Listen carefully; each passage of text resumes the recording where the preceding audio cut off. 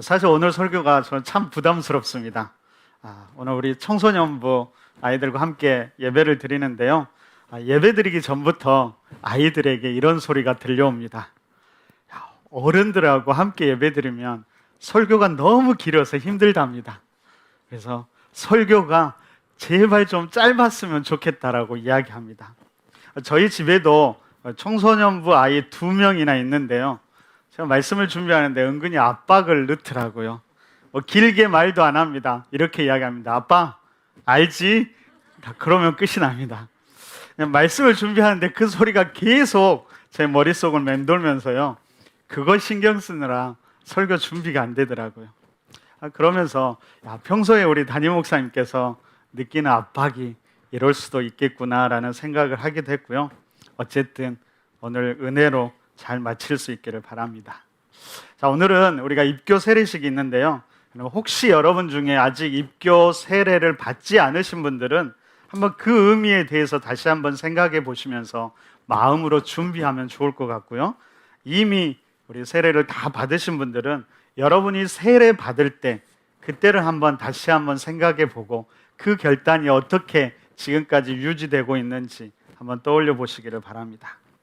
초창기 외국 선교사들이 우리 한국 땅에 와서 복음을 전하고 세례를 베풀 때 여러 가지 에피소드가 있었다고 합니다.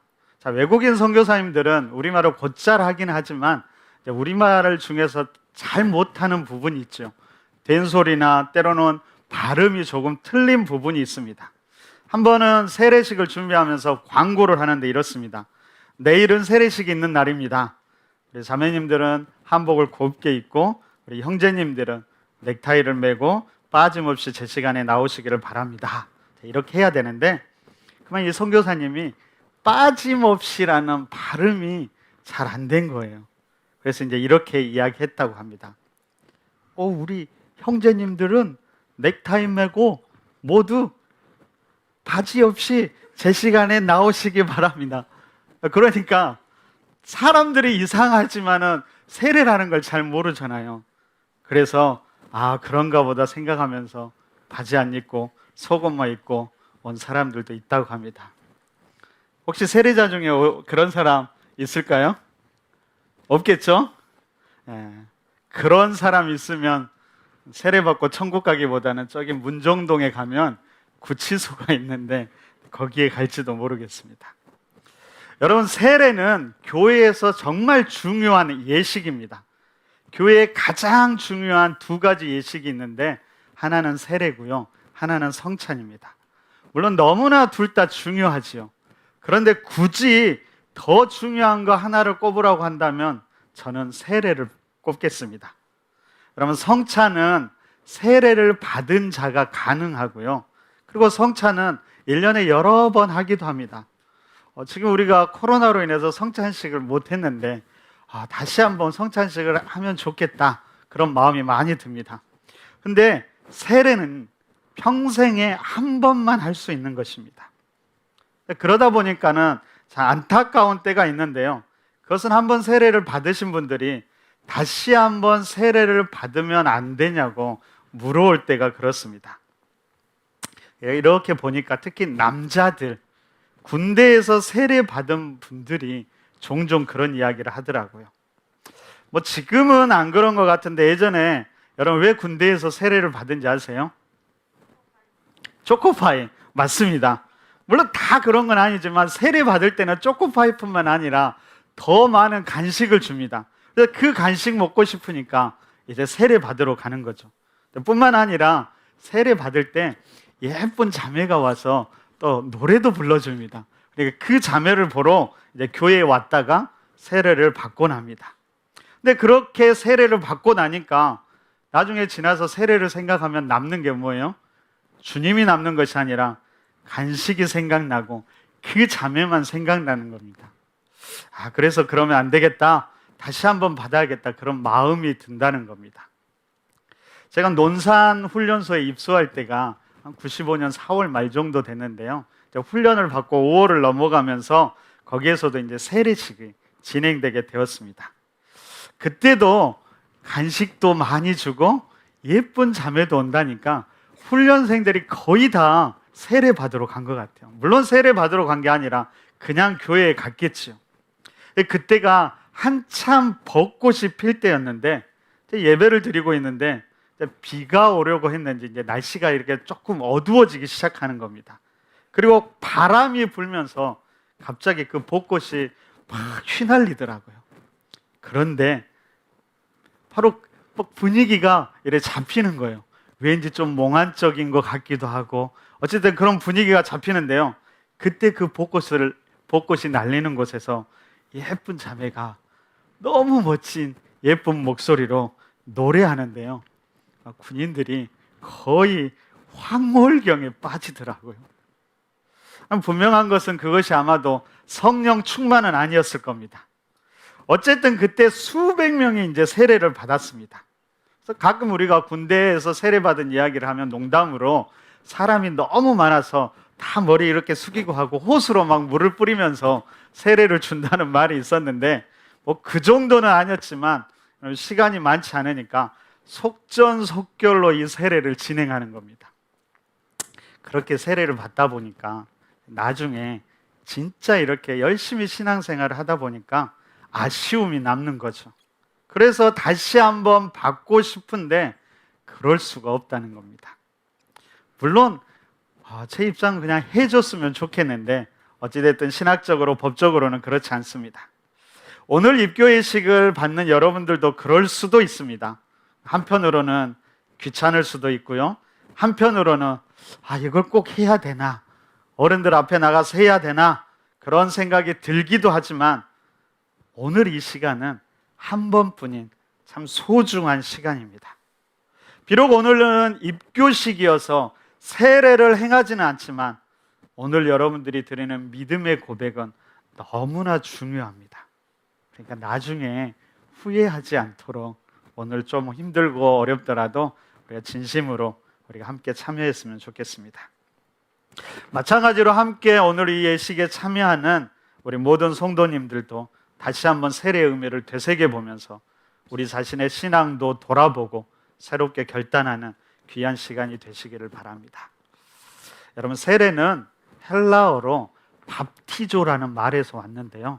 여러분, 이 단어의 의미에는 잠기다, 담그다, 적시다, 씻다 그런 여러 가지 의미들이 담겨 있습니다. 그래서 세례랑 가장 단순하게 말하면요, 담궈서 적셔서 무엇인가를 씻는 예식이라고 말할 수 있을 겁니다. 마태복음 3장을 보면 세례 요한이 우리 백성들과 예수님에게 세례를 베푸시는 모습이 나옵니다. 그때 세례를 행하던 곳이 요단강이었는데요. 수년 전 제가 성지순례를 갔을 때 그 요단강에 가서 세례를 한번 베풀어 봤습니다. 목사들이 이렇게 성도들을 이렇게 붙잡고 그냥 뒤로 푹 눕게 합니다. 그래서 시간이 좀 지나면 다시 일으켜 주는 것이었습니다. 물은 그렇게 깨끗하지가 않더라고요. 어찌됐든 제 인생에서 참 기억에 남는 아마 세례식 중에 하나였던 것 같습니다. 제가 듣기로는 예전에 우리 푸른나무 교회도 외부에서 시내가에 나가서 한번 그런 세례식을 행한 적이 있다고 들었습니다. 아마 코로나가 끝나면 우리 다시 한번 밖에 나가서 아니면 진짜 요단강에 가서 한번 그런 세례식을 베풀어 봤으면 좋겠습니다. 여러분, 아무튼간 세례식은 어떻게 행하냐면 물이 많은 곳에서 물속으로 푹 들어갔다가 다시 물 밖으로 나오는 형식으로 세례식이 진행됩니다. 근데 여러분, 이 행위가 많은 것을 품고 있고 너무나 중요한 의미를 담고 있습니다. 여러분, 물속에 들어간다라는 것은 무엇을 의미할까요? 오늘 우리 세례받는 친구들, 우리가 세례받을 때 원래는 물속에 들어가야 되는데 물속에 들어간다는 것은 무엇을 의미할까요? 입교를 안 시킬 수도 있습니다. 물속에 들어간다는 것은 죽음을 의미합니다. 예수님을 알지 못했던 나의 과거의 모습, 특히 나의 모든 죄들이 그 속에 들어감을 통해서 죽는 것을 상징하고 있습니다. 그런 다음에 어떻게 해야 될까요? 계속 그냥 있어야 될까요? 계속 있으면 진짜로 죽는 수가 있습니다. 다시 물 밖으로 나와야 합니다. 물 밖으로 나오는 것은 어떤 의미가 있을까요? 다시 새롭게 태어난다라는 의미를 가지고 있습니다. 그러니까 여러분, 세례는 죽음과 다시 태어남을 경험하는 것입니다. 그 경험을 통해서 세례 이전의 나와 세례 이후의 나의 모습이 전혀 달라지게 되는 것입니다. 현대인들은 직접 그렇게 물에 나가기 어렵기 때문에 우리 장로교에서는요, 머리에 이렇게 3번 안수하면서 물을 뿌림을 통해서 우리의 몸이 잠겼다라고 상징을 하고 있고요. 아직도 침례교에서는 침례탕이 있어서 거기에서 들어갔다가 나오면서 이 세례식을 행하고 있습니다. 의미야 다 똑같지만 형식적으로 보면 저는 침례가 훨씬 더 세례의 의미를 더 살려줄 수 있다라고 생각을 해봅니다. 어찌됐든 우리가 세례는 물속에 들어갔다 나옴을 통해서 우리의 죽음과 다시 태어남을 경험하는 것입니다. 그리고 이 세례 예식을 통해서 우리는 우리 혼자 죽었다 다시 살아나는 것이 아니라 예수 그리스도의 죽음과 부활을 경험하는 것입니다. 그러니까 내가 물속에 들어갈 때 주님이 함께 들어가심으로 예수 그리스도의 죽으심을 함께 경험하는 것이고요. 그 물에서 다시 나올 때 주님이 함께 나와 함께 나옴을 통해서 바로 예수 그리스도의 부활을 그 사건을 통해서 경험하는 것입니다. 네, 여러분, 이때 정말 주의해야 할 것이 있습니다. 그런데 이 부분이 어떤 면에서는 신학적으로도 참 어려운 부분인데요. 이 세례식 자체가 중요한 의미를 갖기는 하지만 또 어떤 면에서는요, 이 세례식 자체가 어떤 신비한 힘이나 마법적인 능력을 갖는 것은 아닙니다. 만약에 그랬다면 어떠해야 될까요? 이미 세례 받은 분들은 지금 천사처럼 지내야 될 것입니다. 근데 여러분 모습이 그럴까요? 우리의 모습이 그럴까요? 여러분, 세례가 우리의 신앙과 모습을, 우리의 삶을 변화시키지 못한다는 것이 아니라 이것이 기계적으로, 주술적으로 변화를 일으키는 것은 아니라는 것입니다. 오히려 이때 중요한 것이 있는데 그것은 바로 우리의 결단이 중요합니다. 그래서 어쩌면 하나님의 역사가 가장 강조되는 이 세례식에서, 세례에 대해서 말하면서 사도 바울은 이렇게 이야기합니다. 여러분 21절을 다시 한번 보십시오. 21절에서 이렇게 이야기합니다. 물은 예수 그리스도께서 부활하심으로 말미암아 이제 너희를 구원하는 편이 곧 세례라. 이는 육체의 더러운 것을 제하여 버림이 아니요 하나님을 향한 선한 양심의 간구니라. 여러분, 이 세례식을 말하면서 사도 베드로는 이것이 육체의 더러움을 제하여 버리는 것이 아니라 오히려 하나님을 향한 선한 양심의 간구라고 말하고 있습니다. 하나님을 향한 선한 양심의 간구, 그것이 무슨 말일까요? 여러분, 양심이라는 말은 헬라어로 슈네이 데시스라고 말하는데요, 이것은 함께 하다라는 전치사와 안다라는 동사의 합성어로 되어 있습니다. 그러니까 양심이 뭐냐? 바로 함께 아는 것이라고 이야기합니다. 나도 알고 너도 알고 우리 모두가 함께 알고 모든 사람이 알고 함께 공감할 수 있는 것으로 인간이 가져야 할 최소한의 기준과 성품을 바로 양심이라고 말합니다. 그럼 여러분, 이렇게 본다면 선한 양심이란 무엇이라고 말할 수 있을까요? 그것은 바로 누군가와 함께 공감할 수 있고 누군가와 함께 할 수 있고 그렇게 함께 할 줄 아는 마음이 바로 선한 마음이라고 말할 수 있을 것입니다. 그래서 한 철학자는 바로 이 선한 마음이란 내 자신과 함께하는 마음이고 타자와 함께하는 마음이고 더 더 나아가서 절대자이신 하나님과 함께하는 마음이라고 이야기하고 있습니다. 여러분 21절을 표준 세번역으로 읽으면 이렇습니다. 제가 읽어드리도록 하겠습니다. 예수 그리스도의 부활을 힘입어 선한 양심을 가지려고 하나님께 드리는 호소 결단입니다. 공동 번역으로 읽으면 이렇게 번역합니다. 세례는 몸에서 더러운 때를 벗기는 것이 아니라 깨끗한 양심으로 살겠다고 하나님께 서약하는 것이며 예수 그리스도의 부활로 이루어지는 것입니다. 그렇게 번역하고 있습니다. 그럼 세례식에서 중요한 것은 바로 이 결단입니다. 이제부터 최선을 다해 하나 선한 마음을 이루어 가겠다라고 힘쓰겠다라는 결단이고요. 이전과는 다른 삶을 살겠다는 결단이고요. 나만을 위한 삶이 아니라 함께하는 삶을 살아가겠다는 결단이고요. 무엇보다 하나님과 함께하는 삶을 살아가겠다는 결단이 바로 이 세례식에서 이 결단이 주어져야 한다는 것입니다.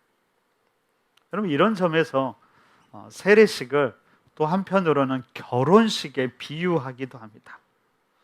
결혼식을 한번 여러분 생각해 보십시오. 결혼식에서 제일 중요한 순서가 어떤 순서일까요?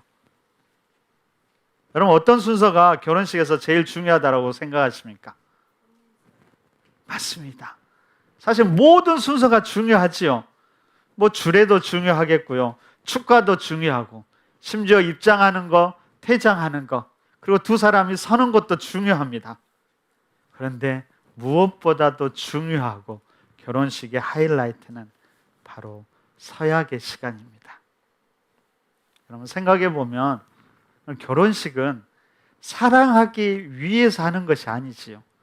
사랑하기 때문에 행하는 것이 결혼식입니다. 그렇기에 그 서약은 여러분 그렇지만 그 서약은 서로를 향해 이미 사랑하는 사람이지만 다시 한번 그 사랑을 확인하고 공적으로 모든 사람들 앞에서 그 사랑을 표현하는 고 결단하는 것이고 함께 최선을 다해서 살아갈 것을 그 삶을 시작하는 것이고 이런 모든 의미들이 바로 결혼식에 담겨 있다라는 것입니다. 그렇게 보면 이 결혼식은 우리의 최종적인 목적이 아니라 목표가 아니라 뭘까요? 바로 시작이라는 것을 알게 됩니다. 오늘 입교와 세례도 마찬가지입니다. 이미 하나님을 믿고 여러분들이 영접했지만 이 예식을 통해서 하나님께 그리고 공적으로 많은 사람들에게 믿음을 다시 한번 표현하면서 결단하는 시간이 되는 것입니다.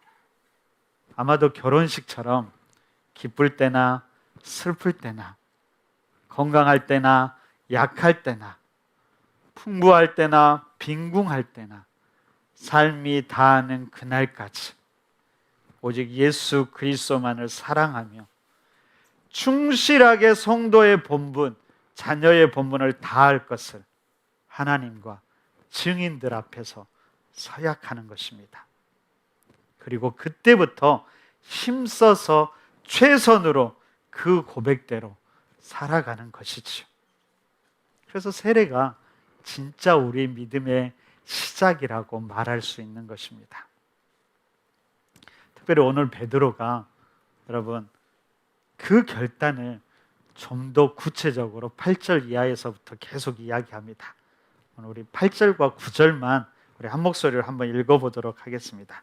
우리 8절과 9절 우리 함께 한번 읽어보도록 하겠습니다. 함께 읽습니다. 자, 시작. 너희가 다 마음을 같이하여 다시 읽겠습니다. 8절과 9절입니다. 자, 시작.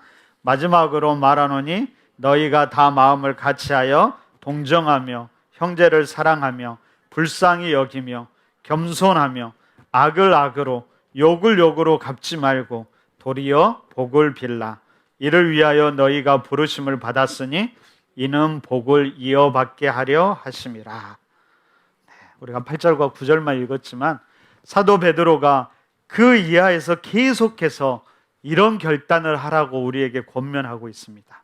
서로를 사랑하며 긍휼히 여기는 것, 겸손한 마음으로 서로를 위해서 복을 빌어주는 것, 악에서 떠나 선을 이루며 화평을 이루는 것, 무엇보다도 열심히 선을 행하고 의를 위해서 고난도 감당하는 것, 하지만 고난 중에도 소망을 잃지 않는 것, 바로 이런 것들이 그리스도인의 참된 모습이라고 우리에게 말씀하고 있습니다. 여러분, 무엇보다도 우리 그리스도인들이 고난을 대하는 태도가 좀 달라졌으면 좋겠습니다. 우리가 결코 고난을 좋아하는 것은 아니지만 어떤 면에서는 그 고난을 당연하게도 받아들일 줄 알아야 합니다. 그리고 무엇보다도 고난에 무너지지 않으며 오히려 고난 중에도 선을 이루어 가도록 힘써야 하는 것입니다. 그래서 이 고난당함이 세상을, 악한 자들을 선하게 만들기 때문이 아닙니다, 여러분. 오히려 세상은 그런 우리를 더 만만히 보고 더 악해질 수도 있습니다. 그런데도 우리가 기꺼이 고난을 감당하는 것은 우리가 믿는 예수 그리스도께서 바로 그 길을 가셨기 때문입니다.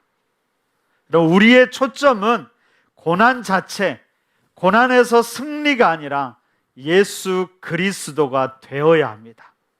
우리의 마음을 열고 그분을 받아들이고 그분과 함께 이 길을 가는 것, 그것 자체가 우리의 목표이고 방향입니다. 여러분, 사도 베드로가 이 말씀을 전했을 때는 어떤 시기였냐면 당시 기독교인들이 로마의 핍박 속에 있었을 때였습니다. 하지만 그 핍박 속에서도 당시 성도들은 적당히 타협하면서 살지 않았습니다. 자신들이 했던 헌신의 고백처럼 특별히 세례를 받으며 했던 그 고백을 목숨 지켜서 지켜갔던 것입니다. 여러분, 그들도 두렵고 힘들었을 것입니다. 하지만 그들의 삶의 주인이 예수 그리스도였고 그들의 소망의 근거가 예수 그리스도였고 오직 예수 그리스도 때문에 그 길을 기꺼이 걸어갔던 것입니다. 여러분, 우리가 지금 대림절을 보내고 있습니다. 오늘이 대림절 마지막 주일이죠. 그리고 이번 주일에 성탄절이 있습니다. 그럼 대림절은 우리를 위해서 하늘 보좌를 버리고 이 땅에 오기로 결단한 예수님의 결단에서부터 시작합니다. 우리도 그 예수님을 맞을 준비를 했으면 좋겠습니다. 특별히 오늘 대림절 마지막 주일에 이 입교 예식을 행하는 게 저는 참 의미가 있다고 생각합니다. 오늘 이 입교 예식을 통해서 우리도 다시 한번 예수님을 향해 결단할 수 있기를 바랍니다. 그리고 그 결단을 통해서 다시 한번 우리의 삶을 새롭게 시작해 나갈 수 있기를 바랍니다. 물론 이것이 우리의 힘만으로는 결코 되지 않을 것입니다. 하지만 그렇게 결단하는 사람, 그렇게 하는 결단을 우리 주님이 함께 하시면서 끝까지 동행하시면서 우리를 도우실 것입니다. 그 걸음을 시작하는 오늘 이 시간이 되시기를 간절히 여러분 바랍니다. 자, 우리가 걷는 이 길이라는 찬양이 있는데요, 제가 그 찬양을 그냥 읽어드리고 함께 기도하고 마치도록 하겠습니다. 우리가 걷는 이 길은 보기에 좁고 험하며 찾는 이가 매우 적어서 외롭지만 이 길 끝에는 우리 주님이 계셔 우리를 그 품에 안아주시리. 세상 사람들 우리를 보며 어리석다고 조롱하지만 이 길을 가는 자마다 영원히 주와 살리라. 우리는 함께 이 길을 선택한 형제 자매요 영원한 주의 나라의 백성이기에 서로 도우며 서로 손을 잡아주며 이 길을 함께 걸어갑시다. 세상 사람들 우리를 보며 어리석다고 조롱하지만 이 길을 가는 자마다 영원히 주와 살리라. 이 길을 가는 자마다 영원히 주와 살리라. 함께 기도하겠습니다. 주님, 그렇습니다. 우리를 위해서 십자가에 못 박혀 죽으시고 다시 부활하신 예수 그리스도를 기억합니다. 특별히 하나님 오늘 입교 예식을 진행하는데 하나님 우리의 삶을 다시 한번 돌아보기를 원합니다. 특별히 하나님 혹시 세례를 받으신 분들은 세례 받았던 그 순간 그 결단을 다시 한번 기억하게 하여 주시고 오늘 새롭게 입교 예식을 진행하는 분들은 하나님 이 시간이 귀한 결단의 시간 될 수 있도록 인도하여 주옵소서. 성령께서 그 결단 가운데 함께하여 주시고 그 결단처럼 살아갈 수 있도록 우리를 붙들어 주시고 함께하여 주옵소서. 모든 영광 하나님께 돌립니다. 예수님 이름으로 축복하며 기도드립니다.